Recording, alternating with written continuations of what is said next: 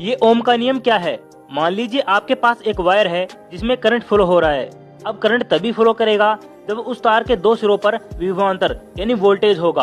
और ओम के नियम के अनुसार किसी भी वायर में बह रही विद्युत धारा विभवांतर के समानुपाती होती है। यानी वोल्टेज बढ़ाएंगे तो विद्युत धारा भी बढ़ेगी और कम करेंगे तो विद्युत धारा भी कम होगी। यहाँ तक तो ठीक था, लेकिन अलग अलग वायर में सेम वोल्टेज पर भी ये विद्युत धारा अलग अलग बहती है। और ये होता है उस तार में हो रहे अवरोध के कारण जो विद्युत धारा की गति का विरोध करता है, और इसे कहते हैं रेजिस्टेंस यानी प्रतिरोध। तो साफ है कि विद्युत धारा प्रतिरोध के व्युत्क्रमानुपाती होती है।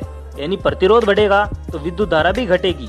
यहाँ हमने दो कंसेप्ट समझे, विद्युत धारा विभवांतर के समानुपाती होती है और विद्युत धारा प्रतिरोध के व्युत्क्रमानुपाती होती है। इन दोनों को मिलाकर बनता है I बराबर V/R। यहाँ R रेजिस्टेंस प्रतिरोध है जिसका मात्रक ओम होता है, और इस इक्वेशन को सिंपलीफाई करके हम लिखते हैं V बराबर IR। वोल्टेज और करंट के बीच ग्राफ बनाने पर हमें एक सीधी लाइन प्राप्त होती है जो रेजिस्टेंस को दर्शाती है। And this is Ohm's law. That's